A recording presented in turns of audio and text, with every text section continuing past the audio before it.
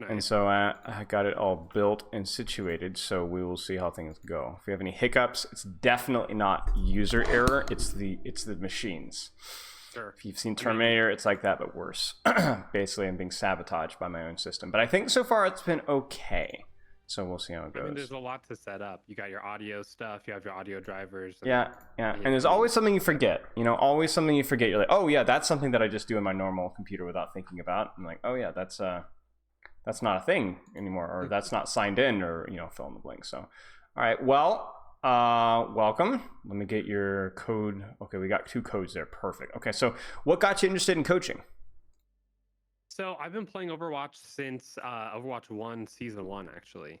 And I played with friends, and they have all kind of moved on to like Warzone and stuff that I'm really not too interested in. Yep. And so when they left after Overwatch 2 dropped, right? I was like, well, maybe I should actually try instead of just playing for fun to see how high up I can get. Because before then we were just kind of, playing for fun, and now I'm actually trying to see what I can improve on and see if I can get up to, like, let's say diamond or something. Okay. Makes sense. So I'm seeing the Zarya code, but I'm looking at your form here, and you've got a little bit of Orisa, a little bit of Cass, a little bit of Reaper, so a little bit more than just Zarya most of the time. Right. Yep. Okay. So why are you getting a Zarya review specifically? Well, I've always been a tank player.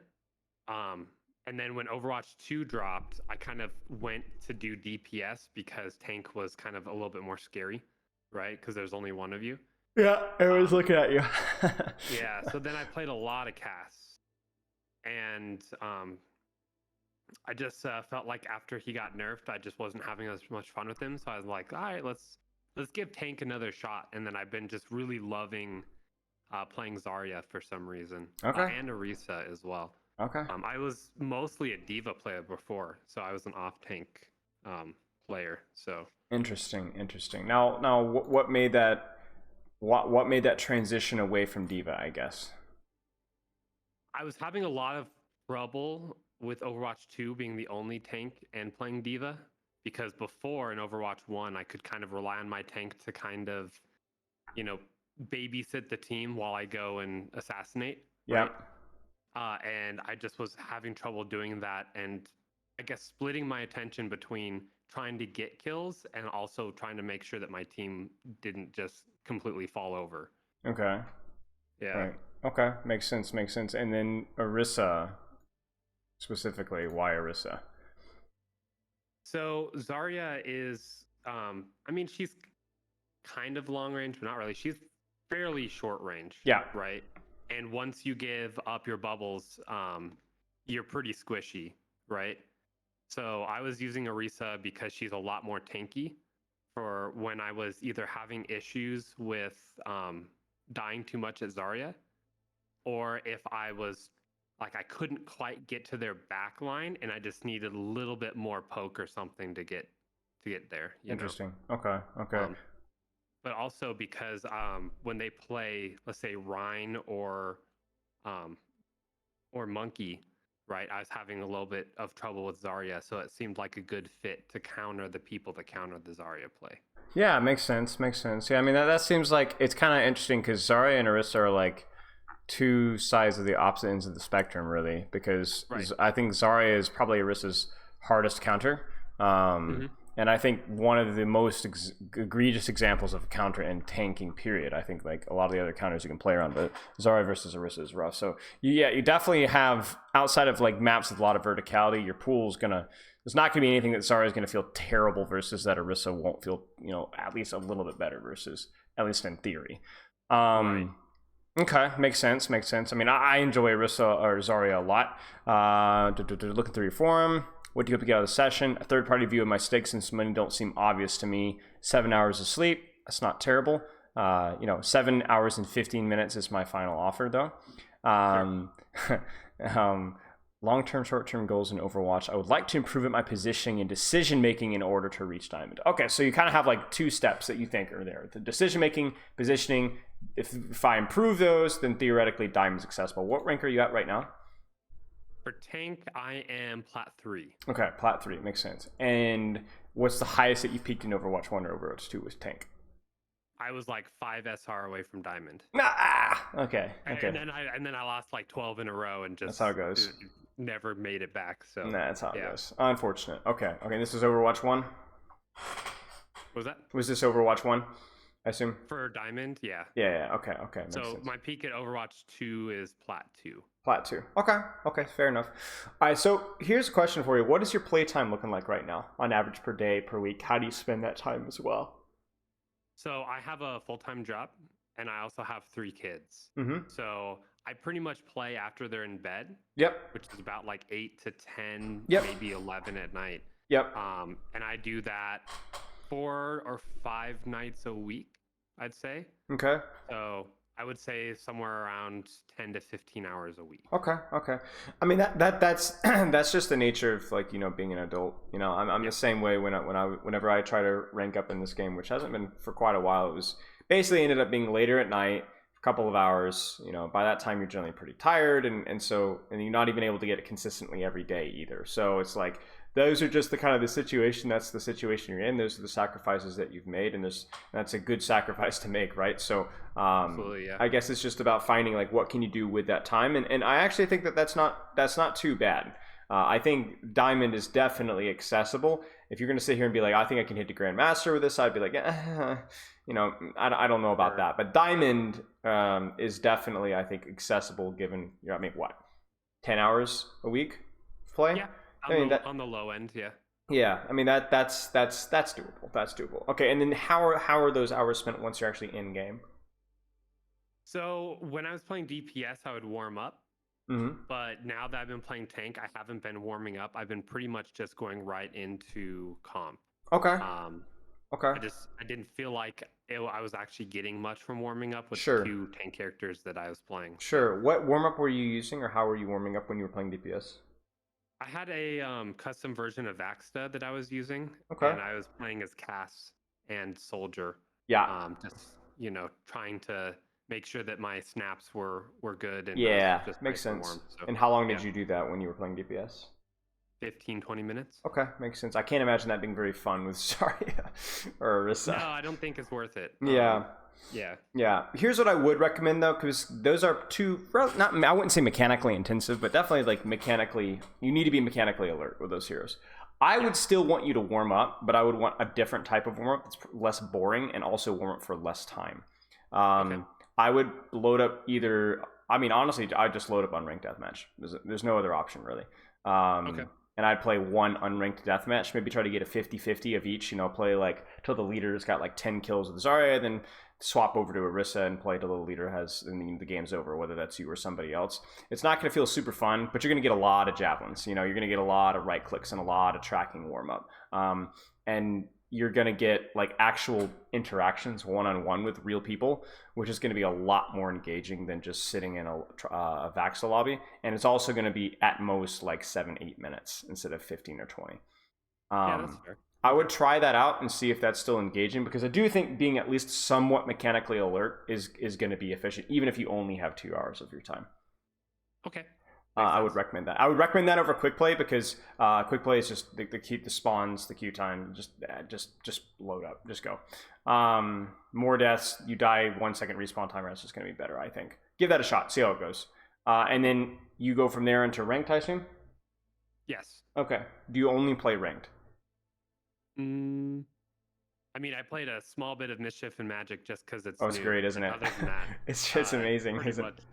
It's fun. No, I liked it. It's super fun. My son actually has been playing it a lot. So. Really? Yeah, I quite enjoy it. Yeah. Okay, it's fair enough. But mostly ranked. Okay. And then all ranked. Yeah. What's the DPS tank split right now? As far as like how much time in each. This season, I'm probably doing like 90% tank. Okay, that's good. I think that's what I would aim for. Even if you like pivot back and forth, try to do like go on like 3 or 4 week streaks, cycles or whatever, where you put extra emphasis on one hero.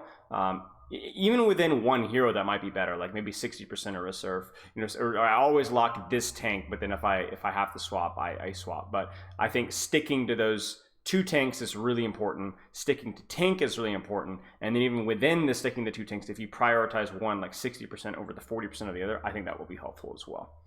Okay. And that might be Zarya, might be Orisa, whatever you enjoy. Do you feel like you find yourself getting countered a lot with that hero pool? I know we talked a little bit about this already earlier. I would say yes, but I would say that the only ones that really kind of bother me is Monkey right now with Zarya. Okay. Actually, the games I've had this morning, people were going Diva into my Zarya, so I guess it's the opposite. But for Orisa, I mean, I can't think of really. I mean, I guess Zarya counters her, but for the most part, I think it's been pretty solid. Okay, fair enough. I mean, that's more of a like a psychological question because I think at least you can definitely counter tanks like Doomfist and Ball, but in terms of like the tank rock paper scissors, it's not. I mean, I made a video on this. I don't think it's as impactful. But if you feel like you're being countered, it might be something that we need to take a look at to see what you're doing wrong. But if it's not, I was struggling with Ram earlier though.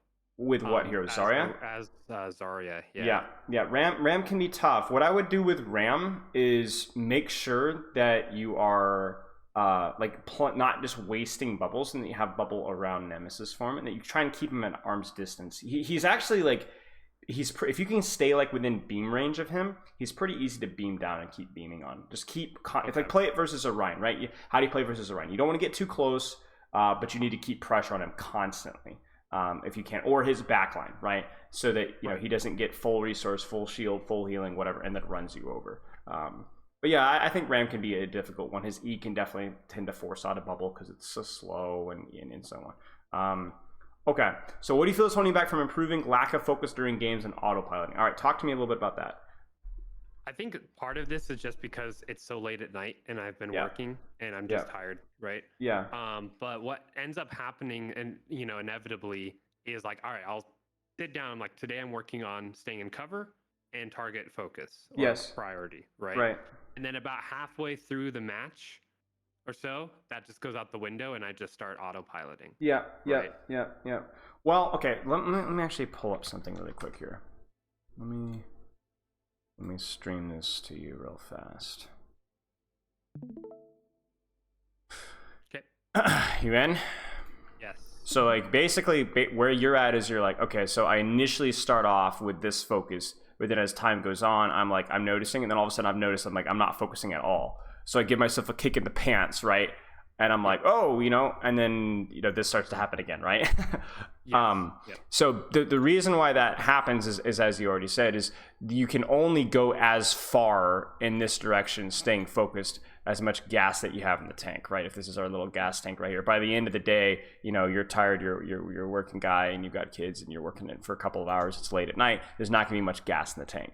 So basically, here's what it is. The best way that I can kind of describe it for you is to spend the gas that you have wisely. Like if you're on a deserted island and you only had a couple of gallons of gas, what would you use it for? Would you use it to start an initial fire so that you could get the driftwood, if the wood was wet, so that you'd have dry wood for tinder to start future fires, right? Would you use it to alert, a plane flying over, but you would have to like really, really be specific about when and where you would want to use it. So when you talk about I'm already really tired and I'm trying to focus on a couple of things at a time, you need to be like super aware that there is only so much attention and focus that you have. So here's my recommendation. You're saying, okay, I want to work on this and I want to work on this. But what you're doing when you're saying that is you're splitting up your lines into 2 lines, right? Which means if you have 2 goals in the middle of the game, neither of those goals are going to be getting quite as much focus and attention as they could be getting, which means that the intensity and focus given to them is gonna just drop off a lot faster, right? So if you're saying, what were the 2 things that you gave for an example? Target priority and cover usage. Right. So what I want you to do instead of us doing this, because I want you to instead redo this drawing and pick one. What one would be more of a priority for you right now?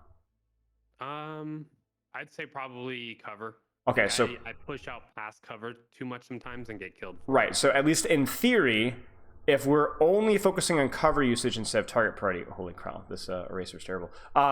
Then if our line should look a little more like this. You see what I'm saying?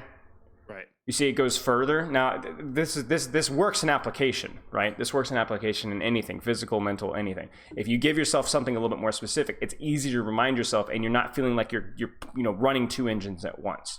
The other thing that you can do to make yourself last a little longer is here a little trick that I learned is to give yourself the 2 or 3 fight rule. This is a very vague approach, but you can apply it however you'd like. So what it says is okay, you're only gonna have so many quote unquote reps in the tank at this time of the day.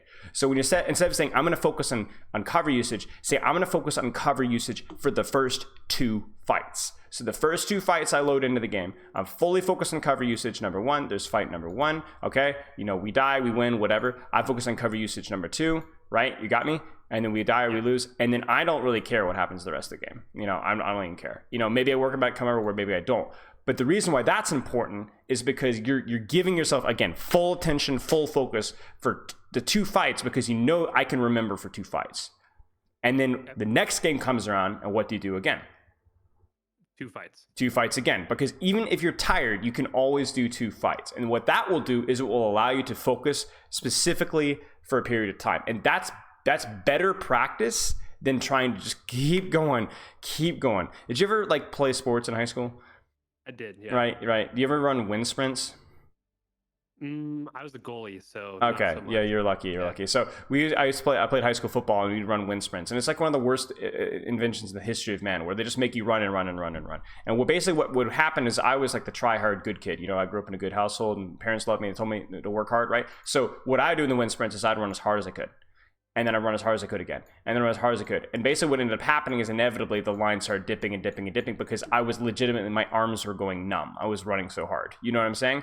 And it was losing value the further and further I went. I was getting exhausted. But the other kids, you know what the other kids did? Other smarter kids, maybe a little bit lazier than I would, they'd do this. They'd start running at an angle. They'd start running at 60%. And they just kept running at 60%. You kind of see what I'm saying? And so the gap between me and them would close and close and close. I was a fast kid, but by the end, I was not a fast kid. And that's kind of what you need to be looking at here, where it's like, I'm going to sprint with my focus for the first 2 fights and then just let the rest go, because the sprint is what brings adaptation. If you're not fully focused, you're not going to improve. Not at your level. Yeah, that makes sense. So you need to give it everything you've got. Like if the coach has said, guys, we're going to run as 2 sprints as fast as you can, and then we're just going to walk, and then we're going to run 2 sprints in 5 minutes, I would have killed everybody, and everybody as a whole would have run a lot harder and gotten faster, because they would have really focused on that 1 sprint or that 2 sprint. But they don't, and that's why a lot of high school coaches, no offense, are idiots. But you can change that with how you're approaching here. Don't worry about being focused for 2 hours. Be focused for 2 fights, and to do that 3 or 4 or 5 times over the course of the evening. Does that make sense?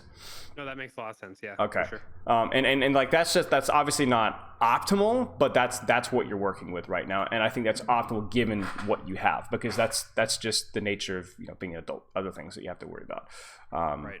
And you can adjust that as you want. Maybe there's every King of the Hill round, right? You focus for just 1 fight, the first fight, for positioning.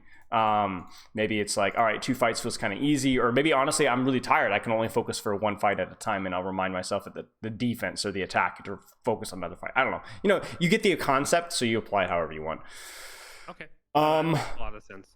But the autopiloting is like you said, you're aware that it's an issue, but there's just not a lot you can do about it besides getting a little bit more sleep and having little strategies like these. One other detail that I always bring up in my sessions that I highly recommend is to take a break between every single game. Even if it's just to get up and grab some water, 30 seconds while you're in queue, it matters. It matters. Between games, I actually get up and do stretches.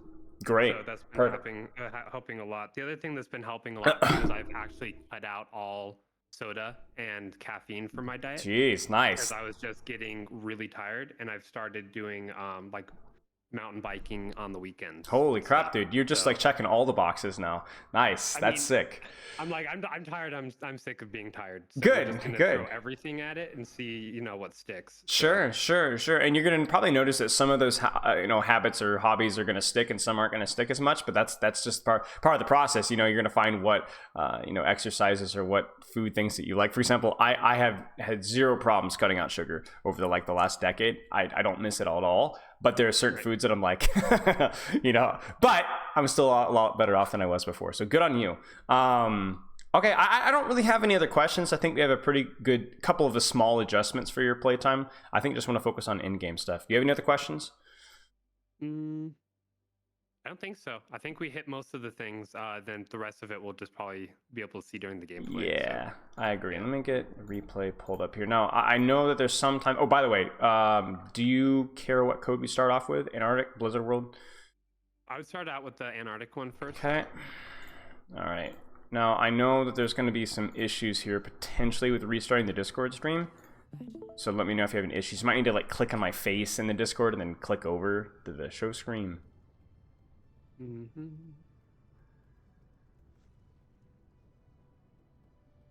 Where's show screen at? Show stream. It's weird. So you see, when the Discord call where, my face is at the top there? Oh, I see it. Okay, I got it. Okay, yeah, it's weird when you stop and restart a stream. It's, kind of annoying. Okay, let's take a look here. So let me get all my settings situated here. So... Oh my God. What's going on with that person's arms? Yeah, it's the funny render. Okay, so let's take a look here. So Zarya, like you said earlier, close range, pretty strong at that close range. There are other things that are stronger, which is why she has other flexibilities, right? She can poke a little bit more than a Rhine.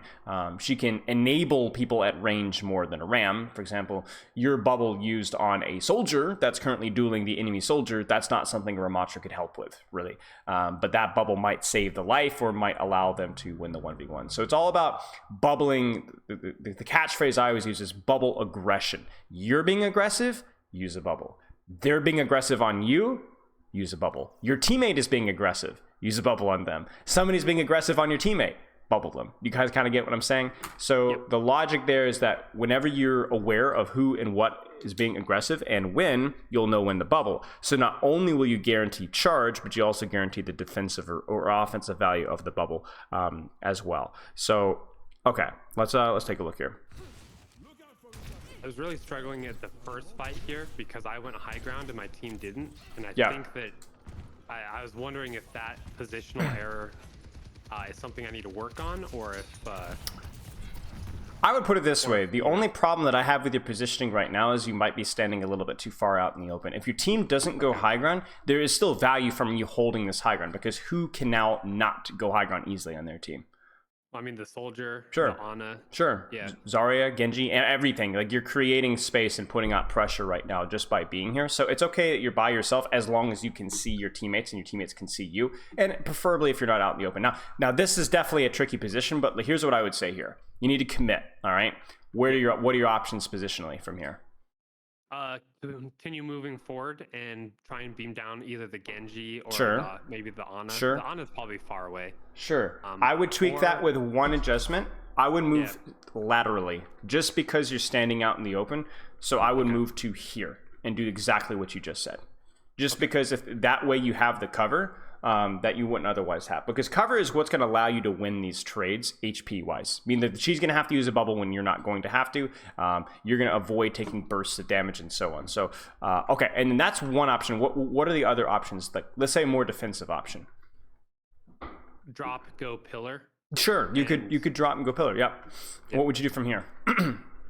Probably wait for a bubble and then push the soldier on the right. Yeah, exactly. But you're still thinking I'm looking to put pressure out at some point in time. The tricky thing with Zarya is that you got to have what I call the swivel head. You know what I'm saying? Where you are very responsive and reactive to enemy actions onto your backline so that you can respond with a bubble. So if you were to drop and push the soldier and you hear a Genji dash, you might need to pause your actions to turn around and bubble if this soldier is not 1 HP, right? That's the tricky part. This is the most common issue with Zarya players right here. It's not necessarily the cover usage, although that one is very important here. but it's the lack of earned bubble. Do you see the amount of damage that you're taking right now? Yeah. You see that? It's simply too easy for them to stop shooting you, and there wasn't really a lot of pressure going on you anyway. Now, you did a great job clearing off this high ground. Well done. That's going to put out a lot less pressure onto your team from then on out, but you need to earn your bubbles. You need to earn your bubbles. Okay.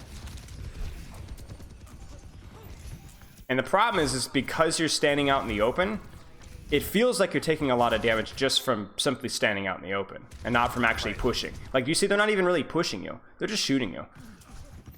Right. And so therefore, your team's forced to lamp. Right. Yeah. You're forced to lamp. You're forced to bubble. Now you got to back out. Will you even survive? Yes. Okay. Yeah, I do.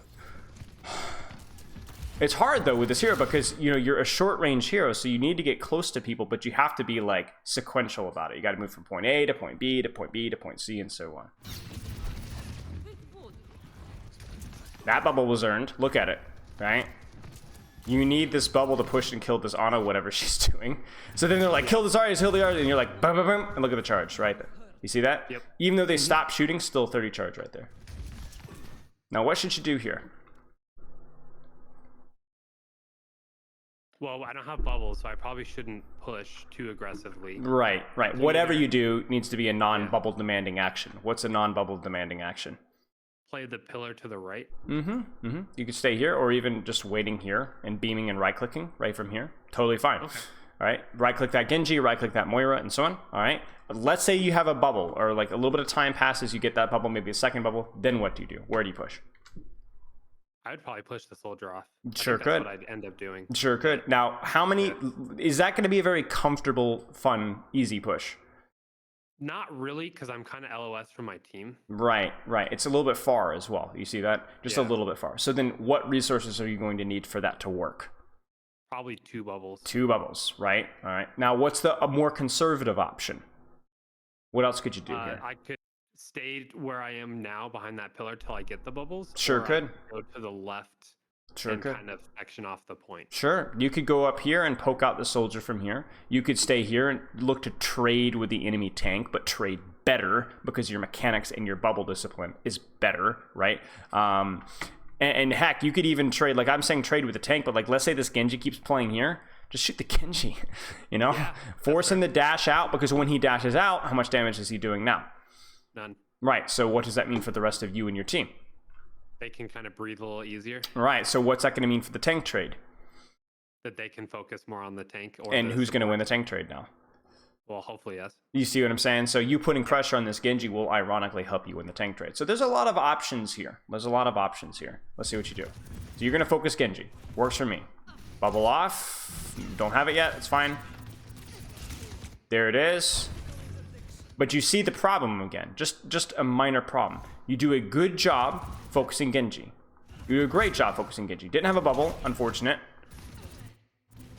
But right here, look what forces your bubble. You see? Peeking out just a little too Just far. a little too far. Just a little far. Not a major issue because the Genji was low, but something to kind of keep an eye on. Okay.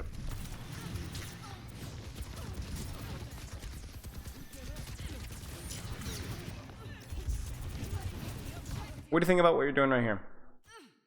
I'm putting a lot of pressure on 2 of the people on the team, and I'm getting shot from the soldier. So I kind of am taking 3 people's aggro. But I am in the middle of kind of nowhere as well.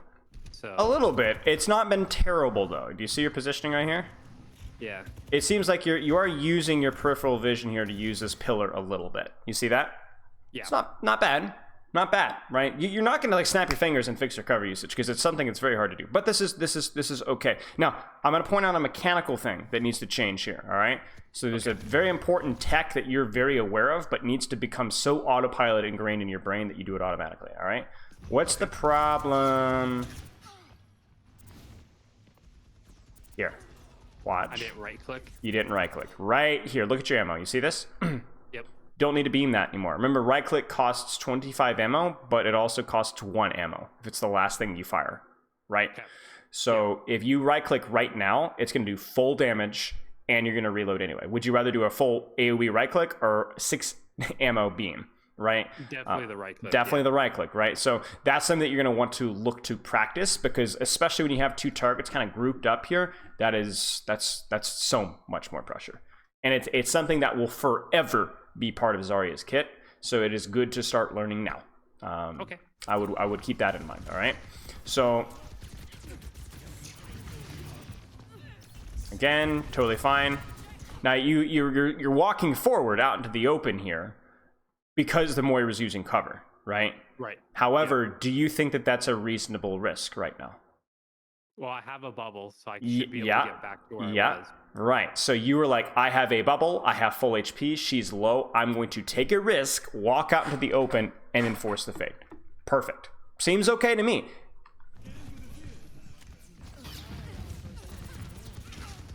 And you see, you're still earning your bubbles here. Now, should you bubble this? Is this bubble earned? I mean, I have. It's hard to say. 2 or 3 people who are focusing me. Are you going? Are you really taking damage? Are you pushing? Are you taking action? Yeah. So yes. So yeah, absolutely bubble here, right? Right. Yep. You know, you could check the charge too, right? Impossible situation for that guy. Now, you can also look at this to be like, oh, I should have been peeling the Genji on my backline. Should you? I feel pretty confident with what I did. I think so too. I think so too. You see, the reason why sometimes as Zarya it's important to peel your backline is because you don't have anything to push like you just did. You see? Okay, that makes sense. Yeah. But if you do have something that you're actively pushing and winning and killing, then it's okay for you not to turn around and bubble backline, because you're doing the same to their backline. But you're doing it, in theory, better. So this is okay. Now, the reason why you might sit back here and peel the reason why you peeled the Genji off earlier or tried to is because what was there to push at this point in time? Nothing. Right? So, yeah. Okay. Now, this is very important because I get a lot of people that watch my videos and they focus squishies, not tanks, right? That's awesome. Okay. Love to see it. You should be focusing tank right now. Why?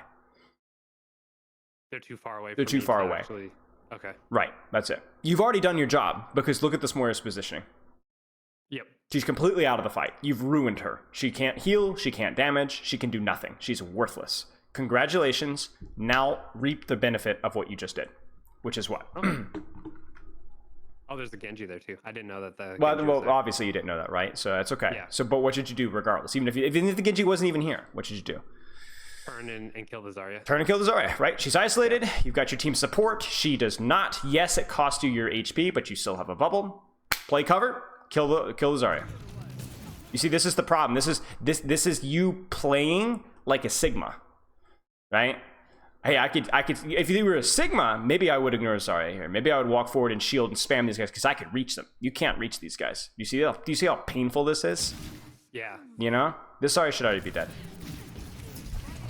Now I appreciate this here because here's a question: is this Ana reachable from here?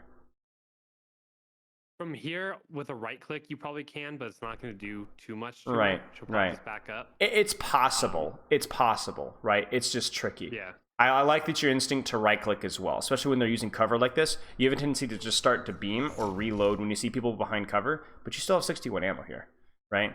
Use that right click. Use that right click when they're behind cover. But yeah, I think honestly here the safest and best option would simply be, nice right click by the way, would be just to simply burn the Zarya. That being said, if you can get close to the squishies without taking a metric butt ton damage, I'm done. But you got to be careful when you're going that far. You got to be careful when you're going that far. Makes sense. Okay. Now, I know what you're doing here, but just be careful. Because you're like, oh, I'm going to farm some energy, but look at the rest of your team. Yeah. I think you're going to fight here, to be honest with you. I tried to bait him past the choke because I had my grab. Yeah. But you might want both bubbles here, is what I'm saying. Oh, I see. Okay. Because it's okay to, because you used one bubble already to build like 10 charge at poke, right?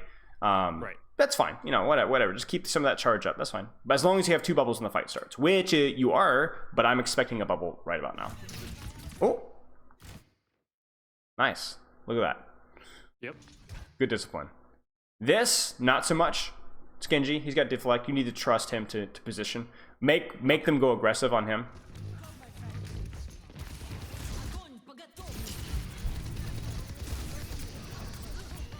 Aim at the floor with a right click if you can. Okay. So I would also open with a right click here as well, because the AoE damage is going to be significantly higher. Now, you're expecting a bubble from the Zarya, right? So you're going to beam break the bubble for higher DPS. But I open with the right click and then beam. So right click, right? AoE damage on everybody. Then she bubbles, so then you beam until bubble breaks. You right click too early, right? There's still a bubble there. Beam does more DPS than right click. So beam until bubble breaks, then right click, or even walk through it and walk to the other side, right click melee, and right click the floor. You see this right click hits, honestly, this right click could have hit if you'd aimed it here. It would have hit 1, 2, 3 people, right? And then again, that right click hits the Zarya directly, which minimizes its impact on the people behind her, if that makes sense. Yeah. It's a fat grab, and you might still win the fight off of it, especially with this bubble here. I think I need to get out earlier. Maybe. I think you're okay. It's a 4v4 in a Kitsune rush. You should, in theory, be okay. Good focus on the Moira. Obviously, if you'd known Ana was there, that would have been better. Oh, this fight's lost, I think. Yeah, I think we lose it. Yeah, it's okay. It's fine. So let's get the major takeaways for you there. Maybe the bubble on Genji, not as necessary. The follow up, your personal follow up on the grab, not as good. Not as good as it needed to be. The right clicks on the floor needed to be there, and then like getting on those squishies was a lot more important. Would that have killed anybody in the grab? Probably one person. Even if it hadn't, it would have forced a lot more cooldowns and made them a lot lower. So that would have happened afterward. Would have been a lot better for you guys, if that makes sense. No, that totally makes sense. Yeah. Yeah. Always think about maximizing your pressure. Okay, let's keep going. Any questions so far? I don't really have any. I think we've pretty much, it's pretty self-explanatory so far. Sure, you know? sure. We've thrown a lot of details. Yeah. But we'll wrap it up. I think I need to just pay more attention with what's going on in the graph. Yeah, you know, because exactly. I need to just right click and right. melee. Right. You know. But right. It's easy to see blue, you know, or to see red, you know, and just start like smashing your abilities like a Dragon Blade. But like you gotta keep yourself like as calm and focused as you can, focused on that target. Yep, there's foreshadowing there later. We'll see. Okay. Good bubble, by the way. Obviously, he's getting aggressed on, so this is perfect. Will we get charged not? I don't know, but this is probably going to save his life. Yeah, it's good. Now, here's a question for you. This is a really important question. Is this bubble earned from this Zarya? I would say no. Okay. She has a lot of cover there, and it's just me and the what's his name? The BAP. Yeah. Nothing really going on, right? Now, here's a question for you. If you bubble this, will this bubble be earned? Ooh, that's a hard one. I would say no, because I could just go left and LOS most of their team. Yeah, I would agree with that. And the reason why that's important is because if at any point in time this team decides to push, because they're still up one here, right. If you don't have a bubble, that might mean the difference between a kill or not.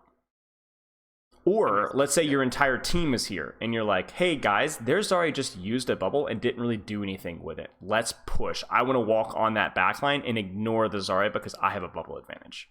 You kind of see what I'm saying? Whereas that Zarya will have to back up because she's missing some of her defensive capability. You see, it's a lot about like using your bubble to push or pull or to survive a pull or to survive a push, and the Zarya is making a mistake. So even though you're like, oh, well, the fight's not actually starting. Yeah, but it could. What if she grabbed you right now? You have a bubble, right? Maybe you live it, maybe you don't, right? Maybe you're able to trade some backliners. Let's see. But you kind of see what I'm saying, right? You want to bubble so badly but you don't need to. You don't need to. Just play the cover, right? Just play the cover. There's no reason to push is the reason why bubbling was bad. You see what I'm saying? Because you're down one. You're not wanting to push anyway.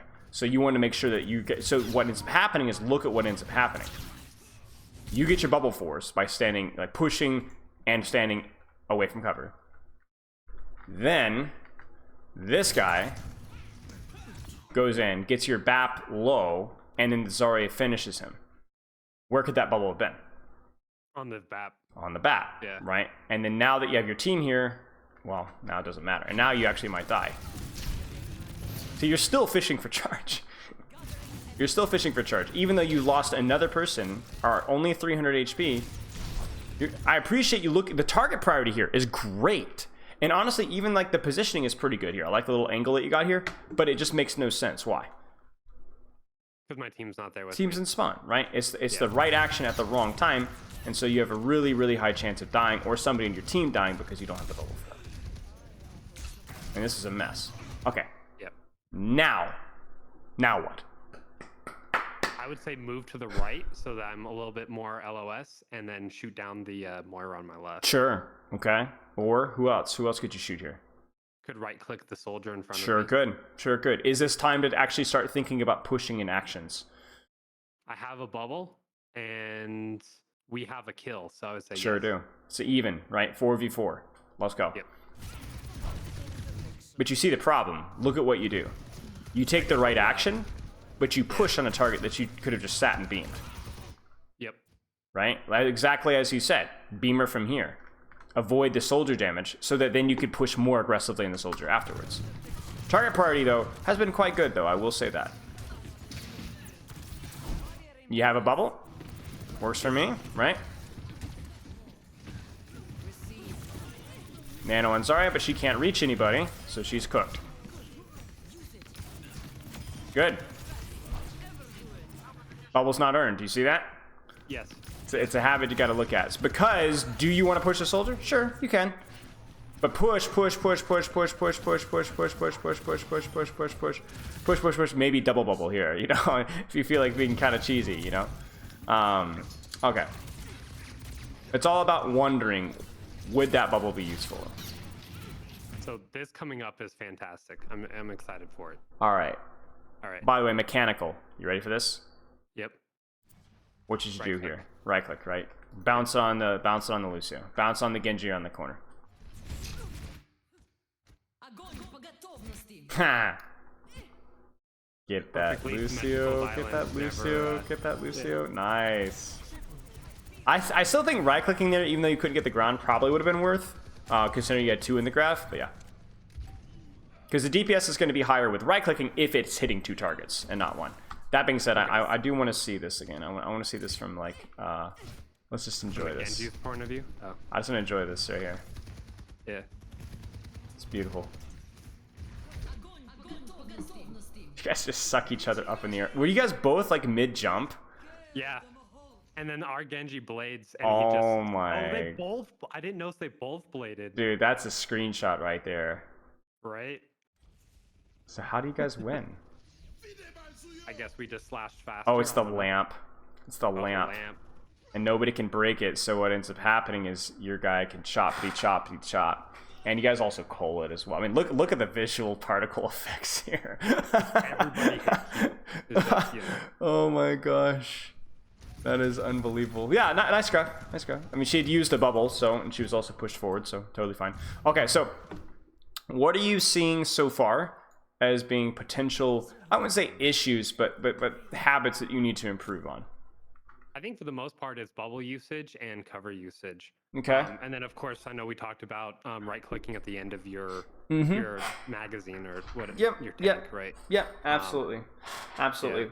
We'll dig more into like how we can structure those to be like more actionable, but let's get a little more footage going on. So there's a Winston swap. There's the Sombra swap. Here's the key thing with Winston, by the way. That's cute, by the way. Winston is what I would call a tempo-oriented hero. Right. Where they were like, oh, shoot, what did they say that about? They said that about Ramattra, right? The first tempo-oriented tank. Is that what they said? Is that the term they used? I don't remember that quote. It was something like that, yeah. But basically, it was kind of like, you know, always shifts forms or whatever. But basically, Winston has been doing that since 2016, because I mean, he has bubble, he's strong. He has bubble, he weak, right? I mean, he is a total waste of space without bubble. But he is one of the strongest, if not the strongest tank of the game with it. So for you, it's like kind of understanding that, even from your own bubbles perspective, and being like, hey, who is stronger right now, you or Winston? He has bubble. I have 2 bubbles. I would say he's probably stronger. Right. He has the potential. He has the latent value for being stronger, but he hasn't used it yet. Too. Right. Right. So who is technically stronger at this particular time? Not what might be stronger, but who is technically doing more right now. Well, I mean, I'm pushing their team away. Right. Even if you were to stand here and shoot the Winston in the head, and he were to shoot you, who would do more here at this range? He can't even reach you, right? Yeah. So you're stronger before he bubbles. Okay, is the key thing. All right. Okay. And then he bubbles, and then who's stronger? Then he's much stronger. Yeah. Right. And then the bubble breaks, and then who's stronger? Well, he has to get out or he dies, probably. Right. So that's kind of what you want to be thinking about here. You see Winston, you're thinking, all right, I want to get some pressure out, and I want to make sure that I'm putting out at least a little bit of pressure prior to that bubble to make things a little bit uncomfortable. And then as soon as I see that bubble used, if I'm not 1 HP, 0 bubbles, staying out in the middle of the open, I do want to try to turn up the heat a little bit. Okay. And the same thing goes with Orisa and Fortify. Same thing goes with Ramatra and Nemesis form. And there's a lot of examples of it, but Winston is by far the most egregious. Junker Queen a close second, probably with Shout. But yeah, make sure that you get that pressure. What you're doing right now is really important, right? And that's huge. Right. This is huge. And what will happen is a lot of teams will go, oh, well, they'll pick Winston to counter Zarya, but they don't know how to play Winston, and they'll do things like this, right? Mm-hmm. And that is like, it's like feeding frenzy for you right now. See, like right here, you don't even need to be doing what you're doing right now. You're like taking an angle, just sit, bubbles used, break bubble, like throat punch these guys. Like they are in serious trouble right now. Good bubble, she was being aggressed upon. Good break, she's out, turn focus. Anyone need bubble? Probably didn't need to bubble that with Moira big backline, but whatever. But regardless here, like this guy still is useless. Keep shooting. And I'm gonna kind of zoom through this because I think this is gonna be a little bit of free low. Yep. I love the lack of bubble there. You know, you get hacked, but you're just not taking any damage, so why bubble, you know? Give them a reason to shoot, you know? Okay, there's the Rhine. Mission failed. Mission failed. Trying again, you know? And again, like, look at how stupid aggressive play you're playing right here. But you got 2 bubbles, right? And your team is with you, so maybe you get the kill, maybe you don't. Yep, sure do. Actually, it was somebody else, actually. The Reaper... Oh, no, you guys have a lever. Oh, that's unfortunate. Yeah. I assume they come back. No, they come back, yeah. Yeah, this is just you overstaying your welcome, really. Because, like, at this point in time, your team is still, like, capping point, and you've got 1, 2 people plus your lever, so you just need to run faster. Okay. Your comp is really good for Zarya. Any DPS or support that you can bubble in aggressively, usually DPS, is like really good. I like Reaper. Reaper is great. Reaper, Genji, those are probably your best 2. The issue I have with Genji is I always tend to bubble him when he's deflecting on accident. Yeah, that sucks. That sucks. Yeah, Reaper is by far the best Zarya synergy. Even in pro level, she's really good. There was a period of time in this before Overwatch 2 Alpha, right? Well, actually, at the start of Overwatch 2 Alpha as well, where the meta composition was, you ready for this? Zarya, I think was it Reaper Tracer? It was Zarya Reaper on Lucio, and Nano Death Blossom. And I was just beat him in. It was you literally could not counter it because it would get double bubbled, and even beat, it would just melt right through beat. It was an awful meta, yeah. And this is with the speed boost gone too, so yeah. Okay, I think you're a little bit too quick to bubble your support here. Again, like looking at her positioning, looking at her HP, doesn't make a whole lot of sense. No, it makes sense, yeah.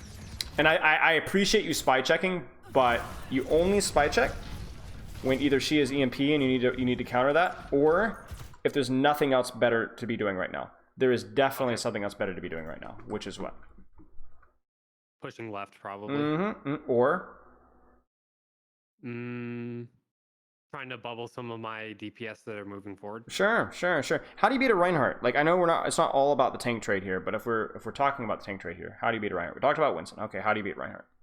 Usually I try and flank and get to his supports. Sure, look to avoid him. Okay.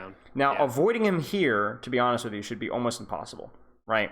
There's basically no high ground, there's no angle. Like the angle that you can take, you can just turn around. So then what should be the play here? What would be the most consistent play against a Reinhardt who knows what he's doing? If I can't get around him, probably just try and break a shield. Yep, just shoot him. Exactly. From range, Your advantage yeah. is range, right? So leverage that range. Keep some pressure, a little bit like Winston, keep some pressure early and often. And just, even if it's just 300, 400, 500 shield, of dodging a fire strike, something like that, put him a little bit on the back foot, right? So that when he starts the brawl, he's at a disadvantage. Okay. Obviously, Gray here, we're avoiding Ryan. Bubble and Reaper is quite good. He's very aggressive. But be very careful about this, because you see how far you're going here? Yes. You don't need to be this far to do what you're doing. You can be, it's just a small thing. Just utilize your beam range. Okay. You see what I'm saying? Just utilize your beam range. Now, I respect that you use the bubble to get that off. You might actually live that because of this. But just be careful. Good squishy focus. You're doing a great job focusing squishies. How long have you been practicing target focus? That's what I've been mainly focusing on the last maybe 2 or 3 weeks. It's showing. That's quite good. By far your strongest point. And I would say your mechanics aren't too shabby either. They're not good, but they're I would say slightly above average. Let's put it that way. Okay. Yep. Okay. Bubbles on the Reaper obviously were quite good. Lots of charge, lots of pressure, easy peasy. Kind of surprised to see you guys pushed up this far, but sure. It's whatever. I think it's because we have 82 on the thing. We were just trying to... Yeah, I see what you're saying. Off the point. Yeah.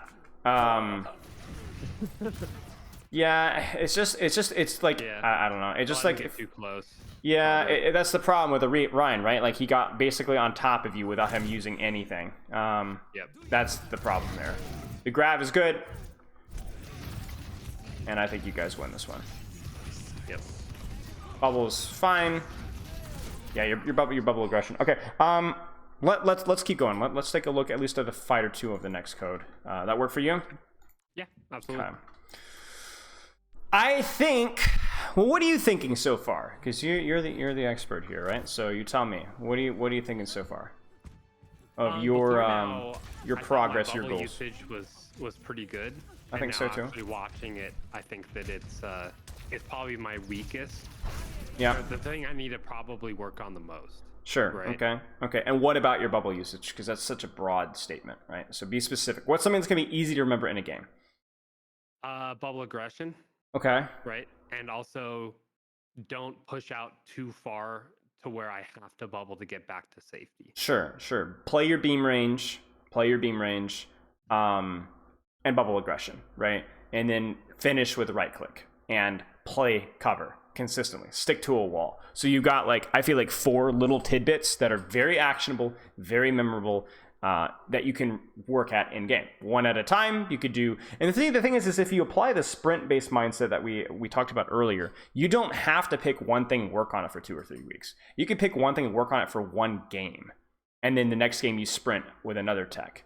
And the next game you sprint with another tech. Like, for example, the first 2 fights, you focus on your positioning your cover permanently. The next 2 fights, you go, oh, wow, we have a Reaper now. I'm going to make sure I bubble his aggression. And then the third fight, or the third game, you're like, I don't know. Let me just make sure that I'm, playing my beam range, right? And then you're like, all right, at the end of the night, I'm going to work on finishing with right click. Just build some of that out. You kind of see what I'm saying? Yeah. I think, like, doing that will kind of keep things fresh without smashing your head over and over. People have this mindset that I have to work at something until it's fixed, but I think that's the wrong way of looking at it. I think you need to work at something and just put quality practice. You might not, tracking that you've improved at it is important and definitely helpful, but I wouldn't even necessarily say you need to improve at it to move on. I think just give it a good, for example, would you do push-ups every single day until you could do 100 push-ups? Is that a wise workout? No, right? You would do some push-ups, then you do some squats, then you do some jumping jacks. I think rounding yourself out, but it needs that intensity. That's the big thing. Okay, I see what you mean. And also, it's a lot, right? Exactly. It's also a lot less boring. Personally, I think I used to work on something for like 2 weeks straight, like positioning or something like that, and I would just be so bored. And when I'm bored, you're not practicing. You're not focused, right? It needs to be something different. Okay. This is going to be a fun comp to say the least. Yeah. Play a ring around the rosy. Yeah. I mean, big thing there is just, don't get trapped forehead. So. Yep. It's gonna be very easy to build charge versus this with the jump. See, this is the thing with you, all right? So this has happened on Antarctica. What you're doing makes total sense. I love it. You know, like you're trying to bypass, playing cover, looking for squishies. It just doesn't make sense at the same time, though, with this. Because my team's not there. Right, your team's not there, right? So if you're going to take any action, do it passively, right? Maybe bubble over here or throw some right clicks out and, you know, just basically kind of play it passively until your team starts to take space. Because the thing is like, maybe this Zarya overextends, right? Maybe you can actually kill her while your team's in spawn, but she's not overextending right now. It's actually you who's overextending you because your team is not with you. So the problem is that resources aren't free because this is going to cost you bubbles, what you're doing right now. And bubbles and nade and lamp, and now your team is ready to go, but you're down a bubble, you're down lamp, and you're down nade. Got it. Okay. And the chances of you forcing equivalent cooldowns is significantly lower. What did you get? Like 1 bubble? You know, and your team used, you also matched a bubble plus 2 defensive goals. It's just not worth, because right now we need to be smacking, you know, like you need to be doing what you're doing right now. I respect. I mean, I might pivot over to the Junkrat a little bit if I could, but I respect your target priority here, right? Maybe not a huge fan of the cover usage. I think, well, you tell me. What do you think? Could be more to the left. Yeah, I'm thinking more left, LOSing the rat, right? Shoot the Sojourn Mercy, right? It's about choosing your targets, you know? Even shooting the Zarya, but like shooting it, like imagine if you traded with the Zarya right here, who'd win this trade? Well, I'd hope we would, because my whole team is there. Right, and just her and maybe the junk. Right, exactly. So in theory, you should win the tank trade here, but you know, all of that theory goes out the window because you don't have lamp, you don't have nade, and you're missing a bubble. Yep.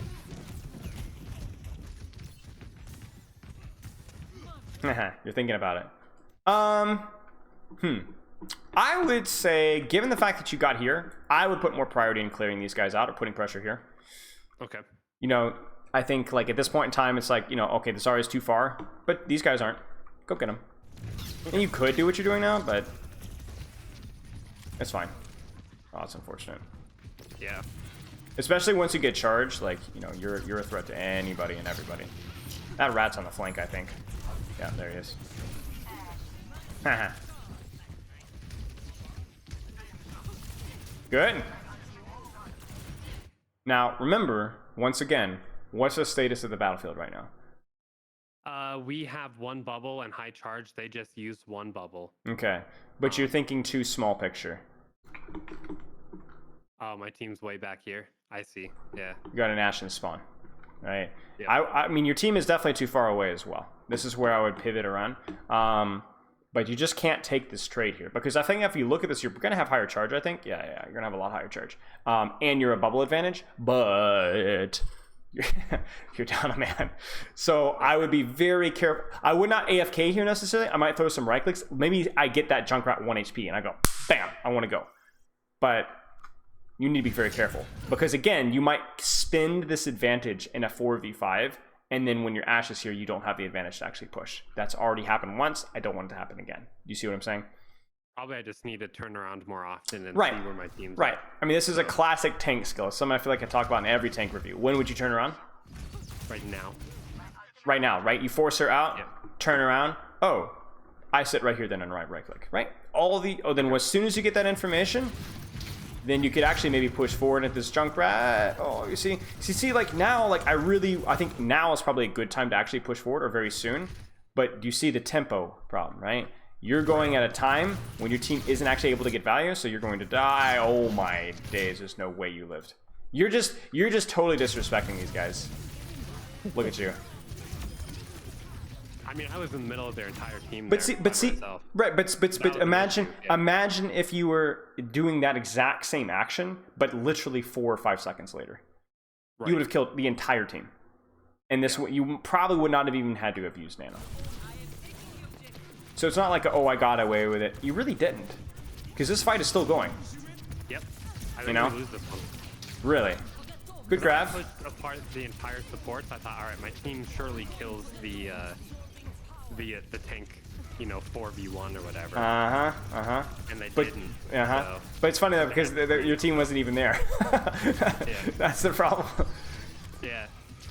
Yeah, maybe. No, oh, you guys get rolled. Yeah. Okay, let's stop there. Jumped up to high ground. But, yeah, you probably should have. You probably should have. All right, give me 1 second. Okay, so goals here, and maybe we have one more to add to our little cornucopia here. Priorities. What are some habits that you need to practice? And remember, make them as actionable and memorable as you possibly can. I would say there's really 3 things. The first one, based off of that last game, is that I'm either too aggressive when my team isn't there, or I need to turn around whenever there's a slight break in the combat just to see what the status of my team is. Sure. So for you is what's going to fix you being too aggressive, and I think you turn around when downtime to check team positioning. Yep. Right? That's a habit that will fix the quote unquote being too aggressive. I think being too aggressive, you can also be too passive.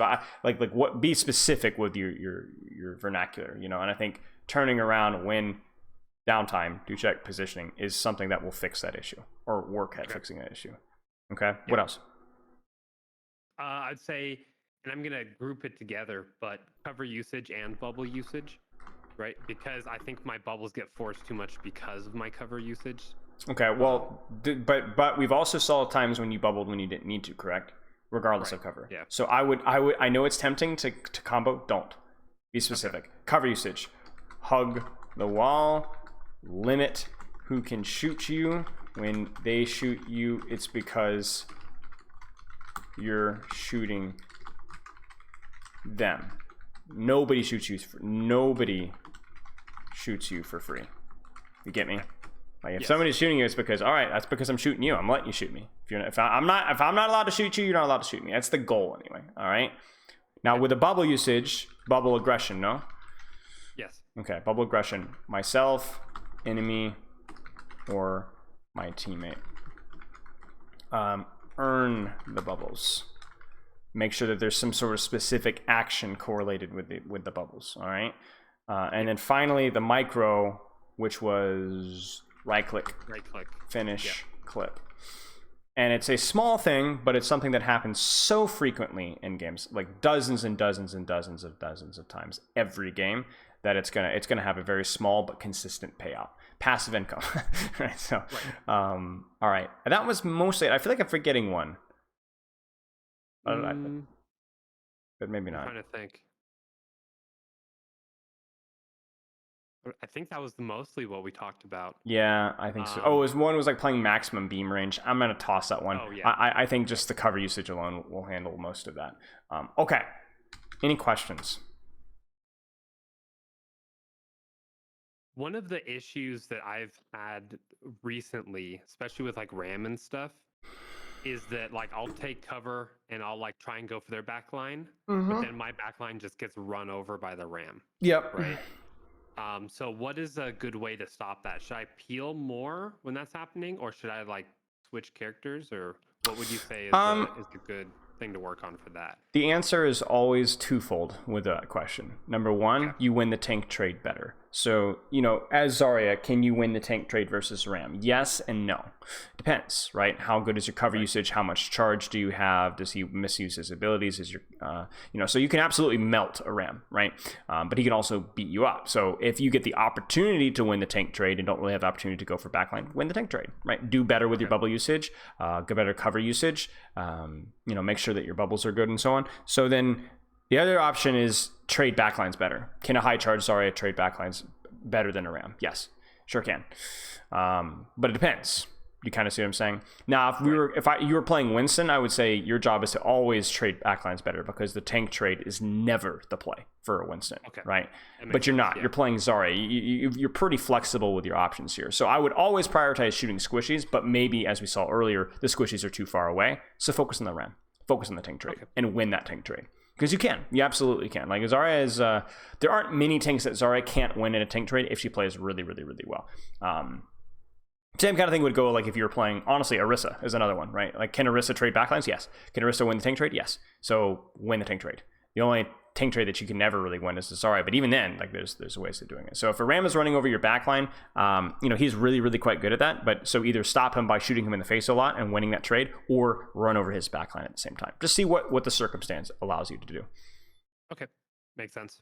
Yeah, so I guarantee if you go back and look at those fights in like replay viewer and look very carefully about, okay, how did I position? How was my target prior? How are my bubbles? You know, who could I have been shooting? You'll find solutions to that problem, you know, that are actually actionable besides like, what do I do when there's a ram killing my backline? Okay, works for me. Any other questions? No, I think All that's right. it.